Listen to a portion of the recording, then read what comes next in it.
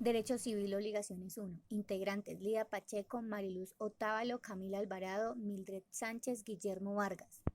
Buenas, les voy a tratar el tema de clasificación de las obligaciones según la variedad de objetos en el cumplimiento de la prestación. Por regla general, todas las obligaciones tienen un objeto simple o sencillo. Esto quiere decir que nos encontramos frente a una sola prestación que puede ser exigida o dicho de otra forma.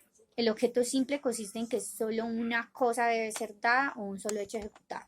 En las obligaciones simples, las cosas pueden ser simples cuando tienen una individualidad unitaria. Compuestas son las que resultan de la conexión más o menos intensa de varias cosas simples, en las que eventualmente se pueden distinguir o separar sus componentes. El único requisito de las obligaciones simples de objeto múltiple o compuesto es que sea una universalidad de hecho, es decir, que se trate de un conjunto de cosas unidas por un vínculo efectivo que le dé una unidad.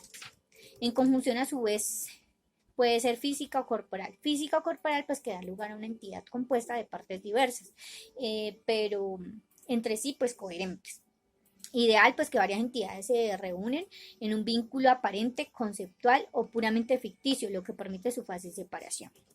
En las obligaciones conjuntivas, en ellas se pactan varias prestaciones y todas comprenden el cumplimiento de la obligación. La obligación contiene varias prestaciones perfectamente determinadas, ligadas por un solo nexo, ya sea un contrato, una convención o un acto o hecho jurídico.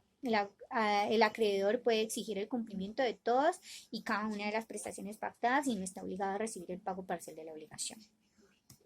Las obligaciones alternativas están en el artículo 1556 del Código Civil, son aquellas en las que se deben varias cosas por la ejecución de una de ellas. Liberal deutor, es decir, son varias las cosas o las prestaciones debidas, pero en la ejecución de una de ellas se extingue la obligación. Consecuencias de ser la obligación alternativa. Primero, el deudor extingue la obligación entregando integralmente cualquiera de los objetos convenidos. 2. El acreedor no puede demandar determinadamente uno de los objetos que constituyen la obligación básica en la alternativa. 3. La obligación en el artículo 1605 impone al deudor para entregar y conservar la cosa. La puede referir al deudor a la cosa que va a pagar. 4. La pérdida de una de las cosas que constituye la obligación alternativa no extingue la obligación, pero siempre que se conserve una de las cosas debidas. Las obligaciones facultativas consagradas en el artículo 1562 y 1564 del Código Civil son las que tienen por objeto una cosa determinada, pero concediéndole al deudor la facultad de pagar con ella o con otra diferente previamente pactada en el acto o contrato. Existe una obligación principal entre el acreedor y el deudor, en la cual la prestación es clara, pero el deudor goza del derecho de pagar con otra. La pluralidad de objetos se presenta en el momento de cumplir. Consecuencias de ser una obligación facultativa. Primero, el acreedor solo puede exigir la cosa principal debida. 2. Si la cosa debida principal parece por caso fortuito, se extingue la obligación, aún subsistiendo el otro objeto. 3. La pérdida está a cargo del acreedor según lo prescribe el artículo 1563 del Código Civil. 4. Si la pérdida total de la cosa debida se genera por culpa o mora del deudor, puede pagar con otro objeto estipulado. Si no puede hacerlo, debe pagarle el valor de la cosa más la indemnización de perjuicios. 5. En caso de destrucción parcial de la cosa debida, hay que distinguir dos eventualidades. Si es por fuerza mayor o por caso fortuito, subsiste la obligación mientras exista un objeto con que cumplir. Si es por culpa del deudor, continúa obligado a cumplir con una de las cosas que no se ha destruido. Pero si el acreedor goza del derecho de escoger y escogió la que le pareció, tiene el derecho a los perjuicios compensatorios, más no a los indemnizatorios. Paralelo entre las obligaciones alternativas y las facultativas.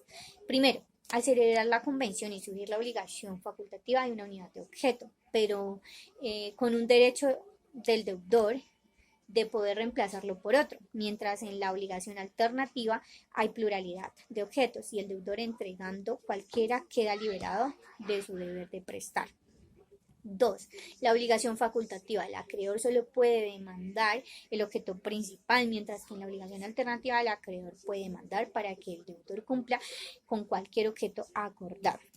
3. La elección siempre en las obligaciones alternativas pertenece al deudor y excepcionalmente por pacto, en contrario, el acreedor en la facultativa siempre pertenece al deudor. 4. Según el artículo 1564 del Código Civil, existe una prevalencia de la obligación alternativa sobre la facultativa. Es alternativa o facultativa, esta siempre será alternativa. Gracias. Bueno, a continuación hablaremos de la clasificación de las obligaciones según su finalidad. En esta podemos decir que esta clasificación se deriva de la responsabilidad, la cual da lugar a la ejecución de las obligaciones, ya sea para el cumplimiento o el no cumplimiento de las prestaciones debidas. Las obligaciones según su finalidad son subclasificadas. Una de ellas es la obligación de medios, la cual son las que el deudor debe observar la debida diligencia y cuidado para la consecución de un fin buscado sin garantizar los resultados de su conducta. La responsabilidad del deudor se limita a que su actuar se efectúe en ausencia de culpa, lo cual solo tiene lugar cuando esta conducta se realice dentro de los parámetros diligenciados o comprendidos. La otra es la obligación de resultados.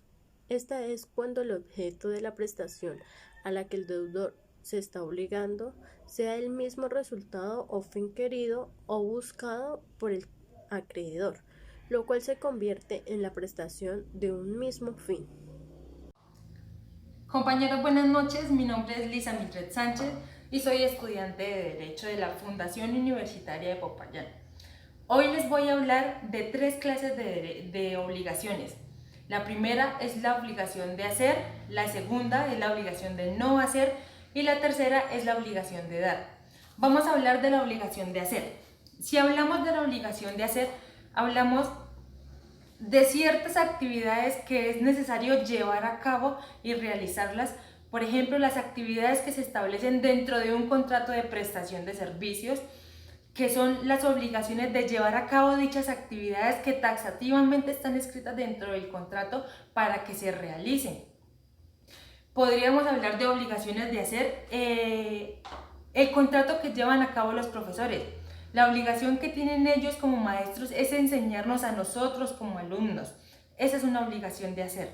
También hablamos de obligaciones de hacer cuando pagamos el canon de arrendamiento. Esa es una obligación de hacer. A nosotros nos están prestando un servicio que es una casa que nos están dando para que nosotros estemos ahí, nuestra familia esté dentro de ese hogar y nuestra obligación de hacer es pagar el canon de arrendamiento mensualmente, lo que está establecido dentro de un contrato. Dentro de las obligaciones de no hacer, encontramos las prohibiciones que se establecen dentro de los centros comerciales, como por ejemplo no fumar. Esa es una obligación de no hacer. También una manera más clara y que la traemos a colación de la situación que está ocurriendo hoy en día con lo del COVID-19 es este fin de semana hay un toque de queda.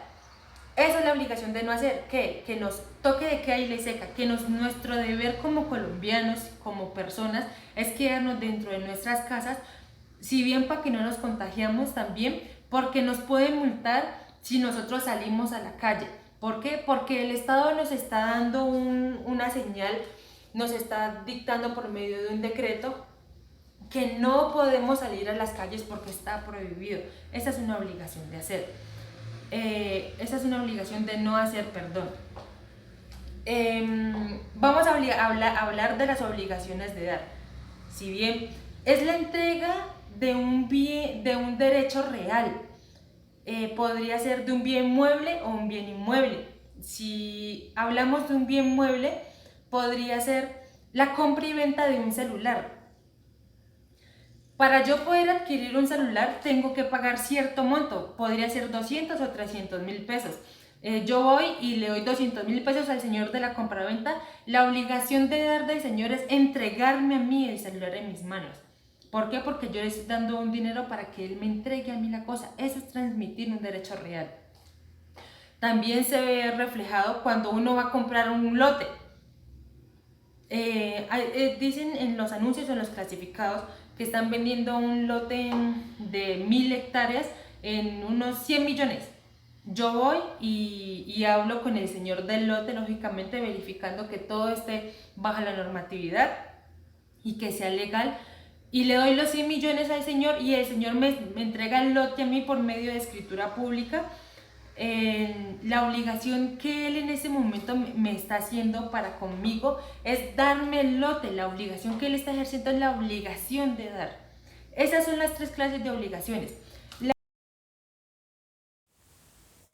Buenos días, compañeros. El día de hoy vengo a hablarles de las clasificaciones en cuanto a la forma o tiempo de cumplirse. Tenemos que esta clasificación de obligaciones está dividida en dos, que son las obligaciones de ejecución instantánea y las obligaciones de tracto sucesivo. En la primera clasificación hablamos de las obligaciones de ejecución instantánea, que son aquellas que se cumplen o se pueden cumplir en un instante. Son contratos de ejecución instantánea los que originan una obligación de un tracto único. Son susceptibles de cumplimiento total inmediato en cada una de las obligaciones, es decir, que se cumplen en un solo momento. Como ejemplo de este tipo de obligación tenemos el contrato de compraventa. Para la segunda clasificación, que son las obligaciones de tracto sucesivo, básicamente son aquellas que no se cumplen sino en un tiempo prolongado porque la naturaleza del acto no lo permite. Estas obligaciones implican que el cumplimiento de las prestaciones se realicen en un periodo determinado y que por deseo de las partes se pueden extender para satisfacer sus necesidades primordiales. El ejemplo de estas obligaciones es el contrato de arrendamiento. Eso es todo, muchas gracias. Buenas noches, mi nombre es Lida Pacheco.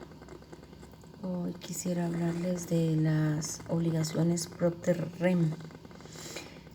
Se dice que son aquellas que nacen en virtud de la existencia de un derecho real en cabeza de una persona, de tal forma que generan para el titular una carga accesoria a dicho derecho, que en todos los casos emana de la ley. Son obligaciones que acceden a un derecho real en la medida en que el deudor está obligado a ejecutar una prestación en razón al derecho real del cual es titular.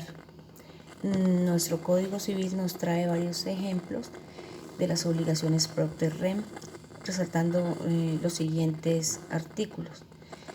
Tenemos primero el artículo 834 y 855, que consagra las obligaciones del usufructuario a constituir caución de conservación y restitución de hacer inventario solemne, de pagar pensiones, cánones y cargas periódicas que pesen sobre la cosa objeto del usufructo. Segundo, el artículo 916, que es la obligación de los propietarios de una pared medianera de contribuir en proporción a sus derechos en las expensas de construcción, conservación y reparación de la misma. Tercero, el artículo 866 de nuestro Código Civil dice que la obligación del dueño del predio sirviente, cuando por convención expresa, se establece que serán de su cargo las construcciones o reparaciones necesarias para ejercer la servidumbre. El artículo 5 de la Ley 182 de 1948 nos dice que la obligación de los copropietarios en el régimen de propiedad horizontal de contribuir a las expensas necesarias para la administración, reparación y conservación de los denominados bienes comunes en proporción al valor de su piso o departamento. Decimos que las obligaciones propter rem son aquellas que surgen no de una persona, sino de un determinado bien.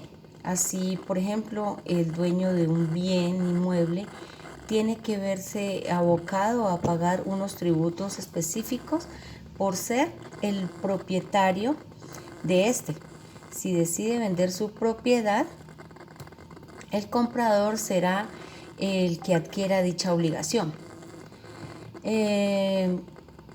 Decimos pues que se le da el nombre de propter rem a aquellas que nacen del hecho de tener la propiedad o algún otro derecho real sobre una cosa.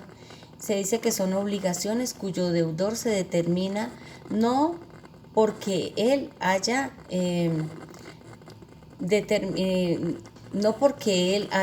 pues personalmente contraído la obligación, sino porque ha adquirido una cosa o un derecho sobre ella.